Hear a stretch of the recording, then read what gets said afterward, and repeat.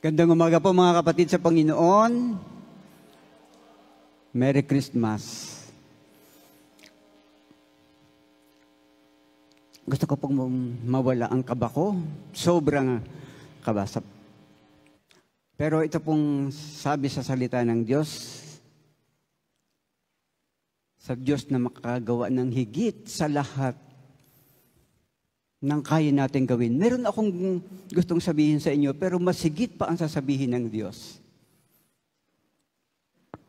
Sa gusto kong sabihin sa inyo, sapagkat mas may magagawa ang Diyos. Nag-iisip tayo ng mga bagay na paraan para tayo ay makapaglingkod sa Panginoon. Nalalapit na ang Pasko, no? Mga kapatid. At ilan na ba yung alam natin, no? At ibinigay para sa preparasyon natin sa ating pagsalubong sa pagdiriwang ng Kapaskuhan. Una, ano po ang ating natutunan? Kinahabagaan? Ano ba? Pinatawad, inibig. Binigyan. At kahapon, hindi ko po tiyak kung ano sa inyo. Okay. Ano po ang ginawa ng Diyos sa atin? Ginagawa ng Diyos at ginagawa na rin natin. Ang Diyos po ay palaging mayroong paraan para tayo ay makapaglingkod sa Kanya. Ang topic po natin ngayon ay naglilingkod dahil pinaglingkuran. Niniwala po ako na maraming ginawang paglilingkod sa atin, Panginoon, mula pa nang tayo makakilala sa Panginoon. Nais ko pang alalahanin ang aking paglilingkod na nangyari na po last 30 years ago. 1993-94, ako po naglingkod sa Gloria. Natandaan ko po, ang attendance po ng Gloria noon ay almost 40 to 60, ganun lang ang attendance. Ang mga kabataan po noon ay ang sina Derek, ang kasamahan ko po si Kuya Midar, siyempre si Pastor Manny, si Ate Ami, Untalan dati, no? Si Brother Eman. At yung matatanda noon ay si Ate P.I., si Nanay Prising, si Nanay Ate Pransing, siyempre si Kuya Errol kasama, ano po. Ako po naglingkod. Ito po ay throwback, ano po. Ang mga kasaysayan ng ating paglilingkod ay palaging nakatatak sa atin. Ako po nag-aaral sa Bible School noon at meron po kami tinatawag na CS, Christian Service. Kailangan po magre-report kami ng aming paglilingkod Kristiyano. At nakalagay doon kung ano aming ginawa, anong aming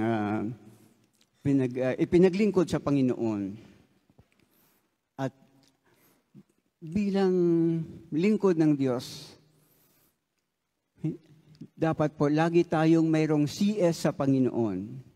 Mayroong paglilingkod Kristiyano na sana'y nakatatak, nakatala sa ating mga buhay. At ito yung dapat sana na maranasan natin.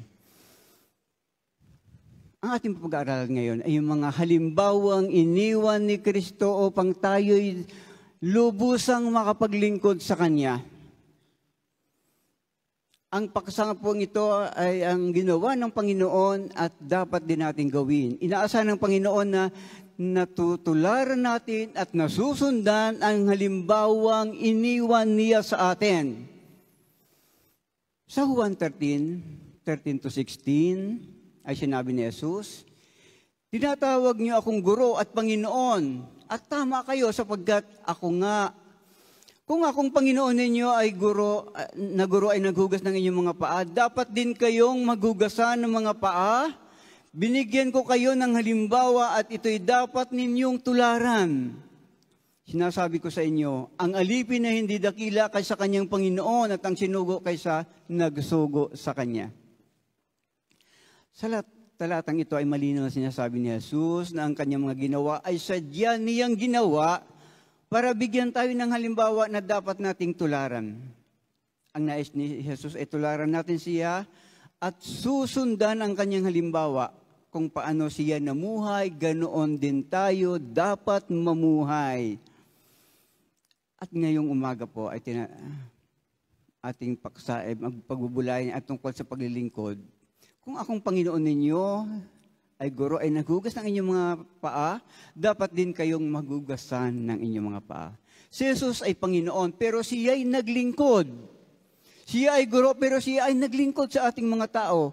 At ang Panginoon ang pinaglilingkuran ng amo at pinagsisilbihan. Pero kay Jesus, siya bilang Panginoon ay naglingkod sa kanyang mga alagad para daw bigyan tayo ng halimbawa na dapat nating tularan.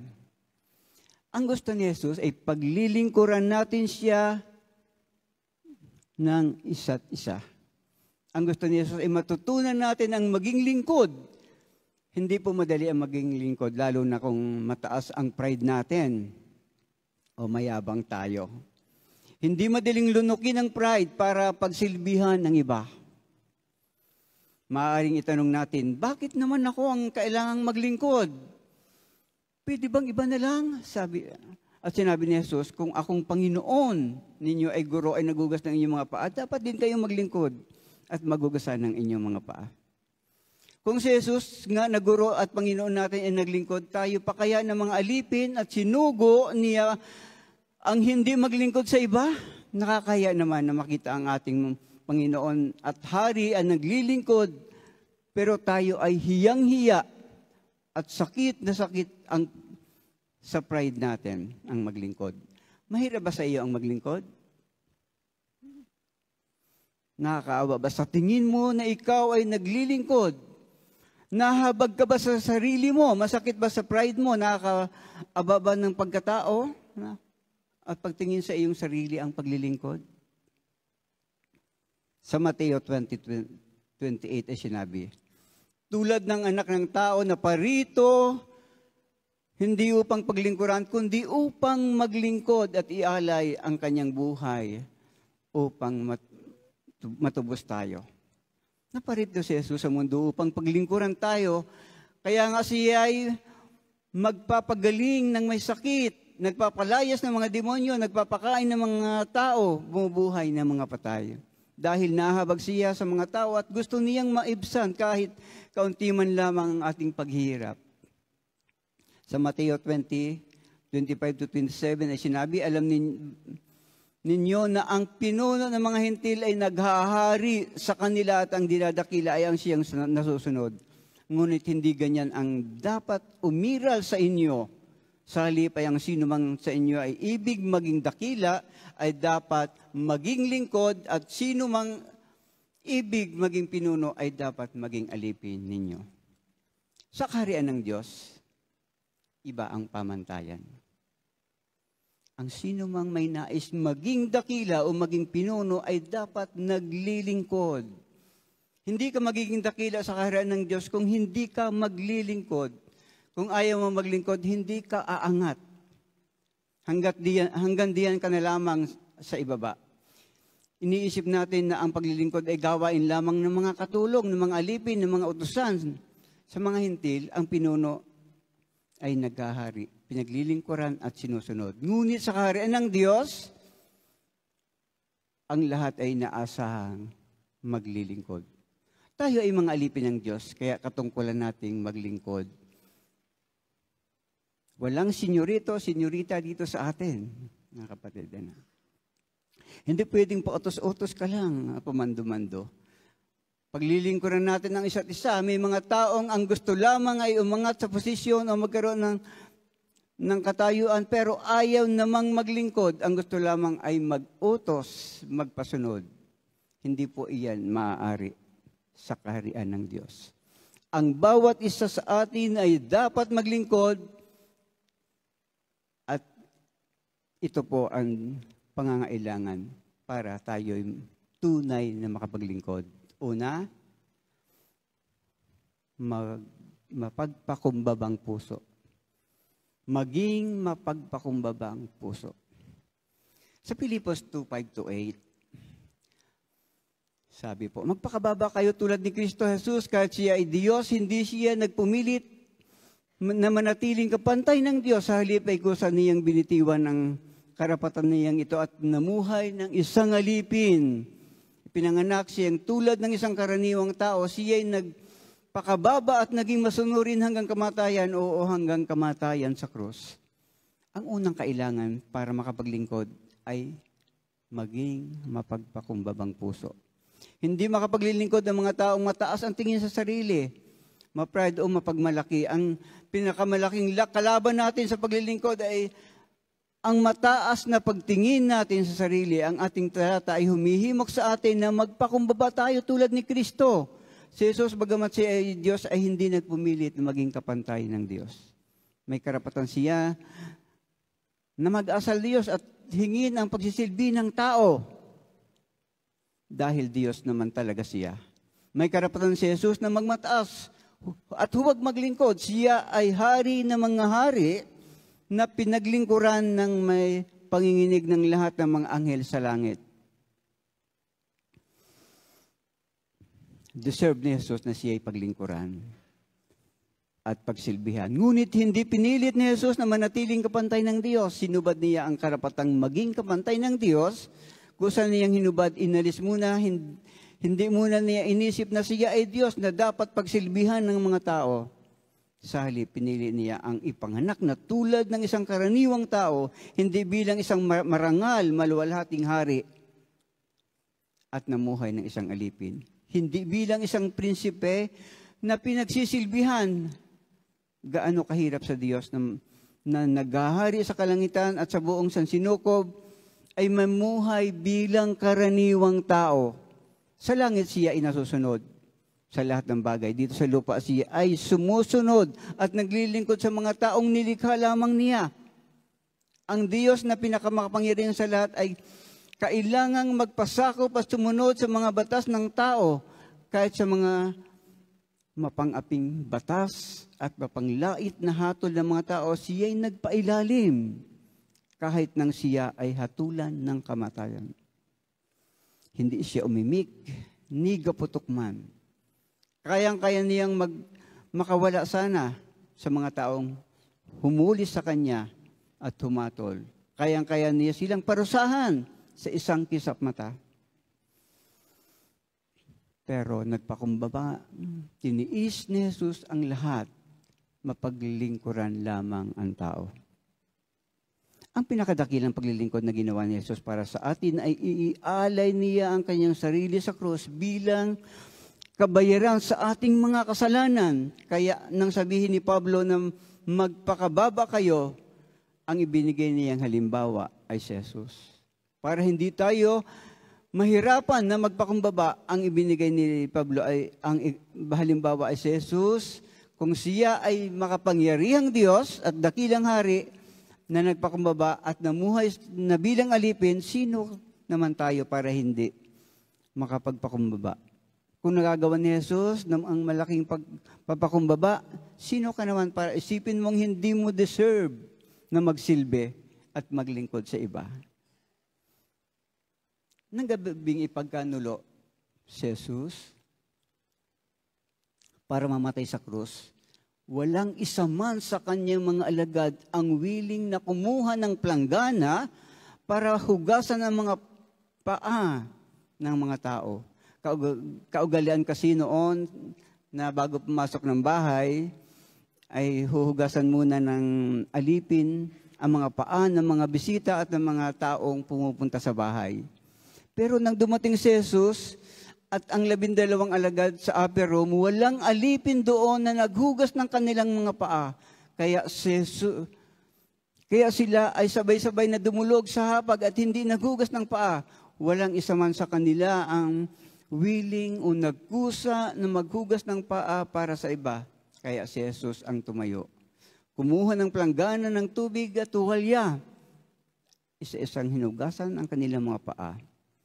Gaano kaabang kalagayan ang Diyos na makapangyarihan sa lahat. Ang hari ng mga hari ay maghugas ng paa ng mga taong nilikha lamang niya.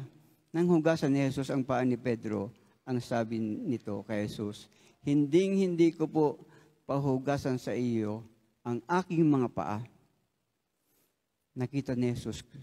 Nakita ni Pedro kung gaano nakakahiya ang kanilang ginawa. Kung gaano nakakahiya kay Jesus na Diyos at Hari na ito ay maghuhugas ng kanilang mga paa. Napakataas ng tingin natin minsan sa ating sarili na ang magsilbi ay parang hindi natin deserve. Hindi tayo karapat dapat gumawa ng gayon, kababang gawain. Kailangan po nating lumabas sa comfort zone. Kailangan nating ibaba ang ating sarili kahit pa po sa danger zone ng ating buhay. Nakakawalan ba ng karangalan, pero di mo ba mas nakakawala ng karangalan kung si Jesus ang gagawa para sa atin? Sino ka para ipaghugas ni Jesus ng mga paa? At kung para kay Jesus, sino ka naman para hindi pwedeng maghugas ng paa ng iba? Hindi ka makapaglilingkod sa Diyos at sa ibang tao kung napakalaki ng tingin mo sa iyong sarili. Kailangan mong matuto munang mapakumbaba. Sa taas ng pagtingin nating lahat sa ating sarili, walang minsan may gustong maglingkod. Lahat ay nagtitinginan na lamang at naghintayan kung sino ang maglilingkod. Lahat tayo, pakiramdam natin ay hindi tayo deserving na maging tagapaglingkod. Ngunit ito ang inaasahan ni Jesus sa atin. Kung akong Panginoon ninyo at Guro ay naghugas ng inyong mga paa, dapat din kayong maghugasan ng mga paa. Okay, pangalawang bagay po, masunuring puso. Ano po yung una? Pagpakumbaba. Pangalawa, masunuring puso. Napakasimple. Basahin po natin ulit ang Pilipos 2:5-8. Magpakababa kayo tulad ni Kristo Jesus kahit siya ay Diyos, hindi siya nagpumilit na manatiling kapantay ng Diyos. Sa halip ay kusa niyang binitiwan ang karapatan niyang ito. At namuhay na isang alipin. Ipinanganak siyang tulad ng isang karaniwang tao. Siya ay nagpakababa at naging masunurin hanggang kamatayan o hanggang kamatayan sa krus. Napansin ba ninyo ang mga salitang namuhay na isang alipin? Siya ay nagpakababa at naging masunurin hanggang sa kamatayan. Ang pinakamahalagang katangian ng isang alipin ay pagiging masunurin. Ang mga alipin ay walang sariling karapatan dahil siya ay pag-aari ng kanilang amo. Kung ano ang sabihin na iutos ng amo, iyon ang kanilang susundin at walang pagrereklamo o pagtatanong man. Mga kapatid, kailan po nag-umpisa ang ating paglilingkod? Nang tanggapin natin ang Panginoon bilang Lord and Savior, nawalan tayo ng karapatan sa ating sarili. Your will be done. Pag sinabi natin, Lord, yes, Lord. Hindi pwedeng no, Lord. Ang paglilingkod po ay pakiramdam natin na wala na akong karapatan sa aking sarili. Si Jesus nang isugo ng Diyos Ama sa mundo ay namuhay ng isang alipin. Hindi lamang po tulad ng isang alipin, kundi talagang tunay na alipin. Kapag kasi tulad lamang ng isang alipin, parang kagaya lamang ng isang alipin. Pero ang ginamit ng talata ay namuhay na isang alipin. Totoong alipin. Sa Ingles ay mababasa natin, He made Himself nothing by taking the very nature of servant. Itinuring talaga ni Jesus ang kanyang sarili na walang kabuluhan at inako ang pagiging tunay na isang alipin. Dahil dito hindi magiging mahirap para sa kanya ang sumunod sa Diyos. Kahit pa nga kamatayan, ang kahantungan ng pagsunod na iyon, kaya tinuturing natin ang ating sarili na hindi alipin. Minsan napalag tayo, nagrereklamo tayo, at nagpo-protest tayo. Kapag tinatrato tayong parang alila at utusan, nasaktan ang pride natin. Naisip natin bigla ang ating karapatan at kung ano ang dapat at karapat-dapat pagturing sa atin. Pero kung ituturing natin ang ating sarili na tunay na alipin ng Diyos, anuman ang ginagawa natin. O ipapagawa sa atin ng Panginoon, ganon natin susundin. Hindi tayo mag-iisip na tayo kaaba-aba o kawawa. Susunod tayo ng maluwag sa puso, masaya at walang reklamo. Madala sumusunod lamang tayo kung ipinagagawa sa atin ay komportable tayo. Di ba? Kapag gusto ko, madaling sundin. Kapag hindi ako mapapahiya, madali kong sundin. Pero kapag kakailanganin na ang sakripisyo, pagkapahiya, umaayaw na tayo, may isa akong kaibigan na noong sila ay mahirap pa ang kalagayan sa buhay, pinagtitinda siya ng mustasa at pechay ng kanilang kapitbahay. Binatilyo na siya noon, pero kailangan niyang sumunod. At habang inilalako niya ang mga gulay na nasa bilao, hiyang-hiya siya. At inisip niya, bakit ako ang kailangang maglako nito? Kung hindi siya, ay sino naman ang kanyang iba o ang kanyang mga kapatid o ang kanyang nanay? Okay, nakaka-relate ba tayo? Dahil sa matinding kahirapan, ay kailangan nating lunukin ang pride at magpakahiya para makapaglingkod sa Panginoon.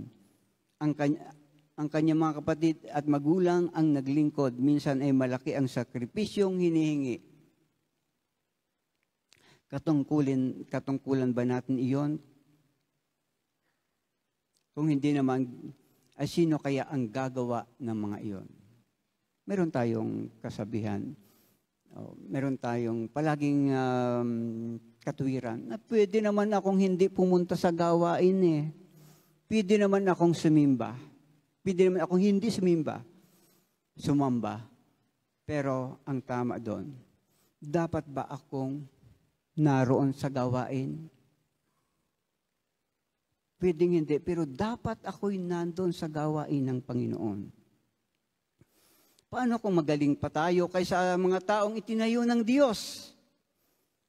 Para pangunahan tayo, paano kung bawat suggestion nila ay kontra tayo o kaya itahasan nating ipinakikita na hindi tayo handang sumunod? Magpapatawag ang pastor ng gawain, walang dadating. Walang nakikipasan ng gawain. Sa Colossus 3:23 ay ganito ang encouragement ni Pablo. Ano man ang inyong ginagawa, gawin ninyo nang magaan sa kalooban na waring hindi sa tao kayo naglilingkod, kundi sa Panginoon. Bilang mga lingkod ng Panginoon, ano man ang ating ginagawa, ay isipin na hindi nga tao ang ating pinaglilingkuran, kundi ang Panginoon. Kung sa Panginoon mo ito ginagawa, magagawa mo ito ng magaan sa loob at masaya. Hindi na kailangang magmakaawa o makiusap ang ating mga leader. Kapag hindi tayo sumusunod sa ating mga leader, hindi sila ang nilalabanan natin, kundi ang Panginoon. Kapag masunurin tayo, hindi lamang ang ating mga leader ang nagagalak, pati din ang Panginoon. Kaya nga, sumunod na Sumunod talata ay ganito ang sabi, alam naman ninyong gagantimpalaan ng Panginoon, tatanggapin niya ang inilaan niya sa kanyang mga anak, sapagkat si Kristo ang Panginoon na kanyang pinaglilingkuran. Dahil si Kristo ang pinaglilingkuran natin at hindi mga tao, magagalak ang Panginoon at matutuwa siya na gagantimpalaan tayo. Siyempre, hindi tayo naglilingkod dahil sa gantimpala. Pero talagang gagantimpalaan ng Diyos ang mga tapat na naglilingkod at sumusunod sa Kanya. Hindi tayo namimili kung alin ang lamang ang gagawin natin, kundi anuman ang ipinagagawa ng Panginoon sa atin ay magaan sa kalooban na susundin natin. Marami ang taong kinakailangang paglingkuran, ngunit wala namang willing na sumunod at maglingkod. Pangatlo, una ay pakambabaan, pagiging masunurin. Pangatlo, maging mahabaging puso. Mahabaging puso. Sa Mateo 9:36-38, nang makita niya ang napakaraming tao na habag siya sa kanila, sila'y litong-lito at lupaypay para mga tupang walang pastol. Kaya sinabi niya sa kanya mga alagad, sagana ang anihin, ngunit kakaunti ang mag-ani. Kailangan ninyo sa may-ari ng anihin na magpadala siya ng manggagawa sa kanyang anihin. Pagtingin ni Jesus sa libu-libong mga tao na nagpapasunod-sunod sa kanya, siya ay nahabag, sila ay litong-lito at lupaypay. Hindi man magsalita ang mga tao, nababasa ni Jesus ang mga puso at isip nila. Hindi nagpapasunod-sunod ang mga taong ito kung mayroon silang ibang masusulingan. Wala na silang ibang masulingan para silang mga tupa na walang pastol, walang nang nag-aalaga, walang nagpapoprotekta, walang nagpapakain. Wala na silang makitang ibang pag-asa kundi si Jesus lamang. Nagpapakagutom sila at nagpapakapuyat na makalapit lamang kay Jesus at maidulog lamang sa Kanya ang kailangan nila. Ngunit kahit hindi na matulog o magpahinga si Jesus, para asikasuhin sila, talagang iisa lamang ang katawan ni Jesus at hindi niya kayang mag-isa sa laki ng kanyang gawain. Napakarami ng taong nangangailangan, mga kapatid. Kakaunti ang mga manggagawa. Si Jesus lamang ba ang nakakikita ng laki ng pangangailangan ng mga tao? Siya lamang ba ang nakakadama ng pagkahabag? Ang mga alagad ay kasama ni Jesus araw-araw. Nakikita nila ang dami ng mga taong sumusunod kay Jesus, pero hindi sila nakakadama ng habag. Kaya nga sa Lucas 9:12-13 ay ganito ang sabi ng mga alagad. Nang dumidilim na'y nilapitan siya ng 12 at sinabi sa kanya, paalisin na po ninyo ang mga tao nang makaparoon sila sa mga nayon at sa kabukiran at sa paligid upang humanap ng makakain at matutuluyan. Nasa ilang na lugar po tayo, ngunit sinabi niya, kayo ang magbibigay sa kanila ng makakain. Wala po tayo kung 2 tinapay at 2 isda. Kaya kailangang bumili muna tayo. Bumili kami ng pagkain para sa mga taong ito. At sa Juan 6:5-6 naman ang nagtanong si Jesus, kung saan makakabili ng tinapay para makakain ang libu-libong tao na sumusunod sa kanya, hanggang sa ilang ang sagot ni Felipe, kahit po halagang 200 dinaryong tinapay, ang bilhin ay hindi makakasapat para makakain ng mga taong sinabi niya. Ito para subukin si Felipe sapagat alam ni Felipe ang kanyang gagawin. Alam ni Jesus ang kanyang gagawin. Nakita po ba ninyo, mga kapatid, na ang mga alagad ni Jesus ay walang malasakit sa mga tao? Nasa ilang po tayo. Paalisin po ninyo sila para makapaghanap ng makakain at matutuluyan. Saan tayo bibili ng tinapay para sa ganitong karaming tao? Kahit halagang 2 denaryo pa ay hindi sasapat. Ayaw ng mga alagad na mamroblema. Pero para sa iba, hindi sila nahabag sa mga taong ito. Hindi nila iniisip na may dahilan upang ang pangailangan ng mga tao kaya nagpapasunod-sunod kay Jesus sa halip na mahabag at mag-isip kung paano iibsan ang kanilang mga paghirap, mas gusto pa lamang nilang pauwiin at paghanapin ng kanilang mga pangailangan. Ngunit si Jesus, pagtingin sa mga tao ay nahabag siya. Nakita niya ang kalunos-lunos nilang kalagayan hanggang hindi natin nakikita ang kahabag-habag na kalagayan ng mga tao. Hindi nga tayo maghahangad na maglingkod sa kanila. Sa halip na mag-volunteer ang mga alagad na tumulong at maglingkod, itinataboy nila sila. Kaya nga, sinubukan ni Jesus si Felipe para tingnan kung nagmamalasakit ba ito sa mga tao o hindi. Kaya nga sinabi niya sa kanyang mga alagad, saganang aanihin, ngunit kakaunti ang nag-aani. Idalangin niyo sa may-ari ng aanihin na magpadala siya ng mga manggagawa sa kanyang aanihin. Si Jesus po ang modelo. Siya ang modelo ng pagiging mahabagin. Ang sabi po ni Pablo, tularan ninyo ako katulad ng pagtulad ko kay Kristo. Nangangailangan si Jesus ng katuwang na maglingkod. Maraming tao ang nangangailangan. Pero kakaunti ang willing maglingkod kahit ang kanyang mga alagad ayaw maglingkod. Bakit ba sa ilang panagtungo si Jesus gayong alam nilang libo-libo ang sumusunod sa kanya ng mga tao? Para ilagay ang mga alagad sa sitwasyong ng masubukan ng kanilang pagmamalasakit at pagkahabag. Tinuturuan sila ni Jesus na magmalasakit at mahabag. Malibang magmalasakit tayo at mahabag, hindi natin gugustuhin na paglingkuran ng mga tao. Kahabagan. Ang kahabagan ang tutulak sa atin para maglingkod. Maya't maya na ang ating abuluyan para sa mga kapatid na may sakit. Nasa ospital o kaya ay may malaking pangangailangan. Nagsasawa na ba kayo? Nagsasawa na ba tayo? Ako na lang ako ang nagbibigay. Hindi na matapos-tapos ang pagbibigay. Ganyan ba ang iniisip natin? Di ba mas mabuti na tayo ang nagbibigay kaysa tayo ang nangangailangan? Biyaya ng Diyos na hindi tayo nangangailangan nilang bigyan. Sabi ng Diyos sa Israel, kailan may hindi kayo mawawalan ng mga kapatid na mangangailangan.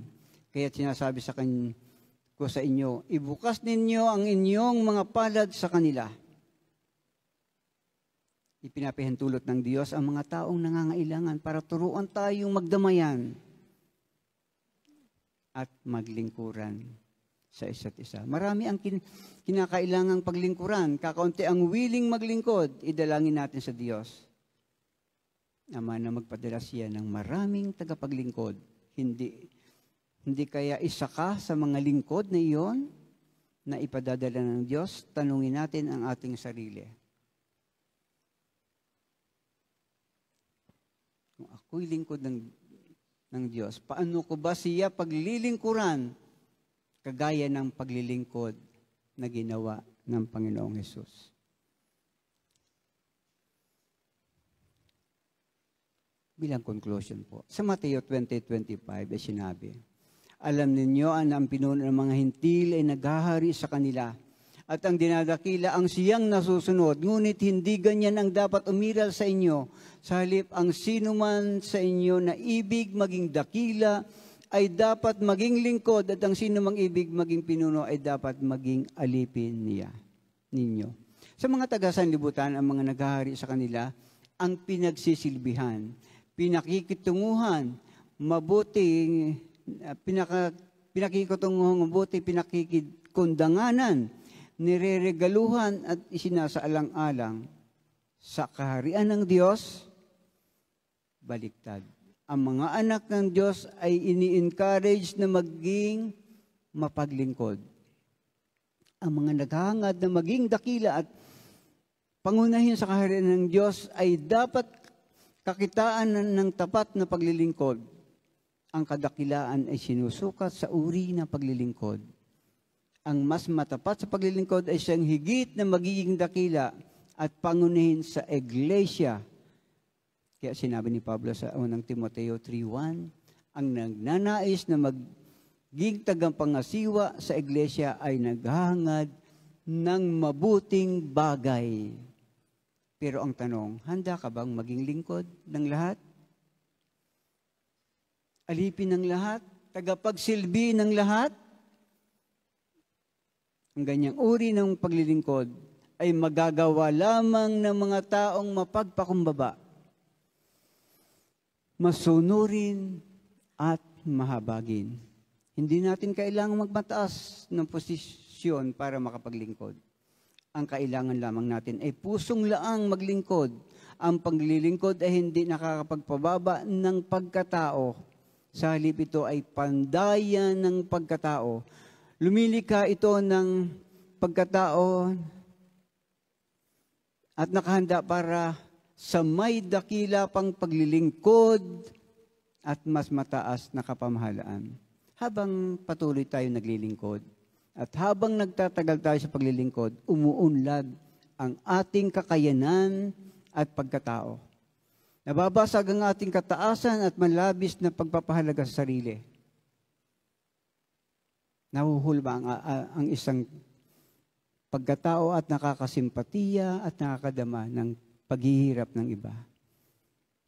Sa Juan, at sabi niya, tinatawag niyo akong guro at Panginoon.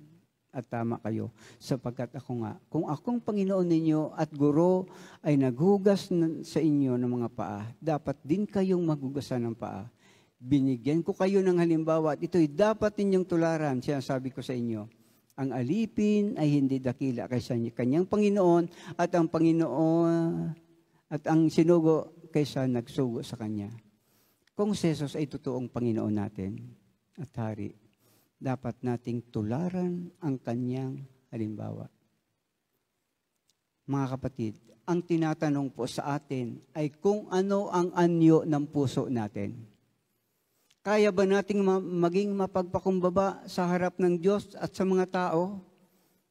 Maging masunurin sa anumang iniuutos sa atin ng Diyos at ng kanyang mga salita? At maging mahabagin sa mga nangangailangan ng ating pagsisilbi? Ito po ay refleksyon sa ating ngayong pagdiriwang ng Kapaskuhan. Kung ako'y naglilingkod at handang maglingkod sa Panginoon sa susunod na taon, na dapat mapaunlad at naising makapaglingkod ng lubos sa susunod na taon. Sabi po sa unang Korinto 15:58, ito po ang sabi. Ito po yung talata. Kaya nga mga kapatid na minamahal, huwag kayong matitinag. Maging masipag kayo palagi sa paglilingkod sa Panginoon dahil alam ninyong hindi masasayang ang inyong pagpapagal para sa Kanya. Ang paglilingkod ay hindi pinagsasawaan.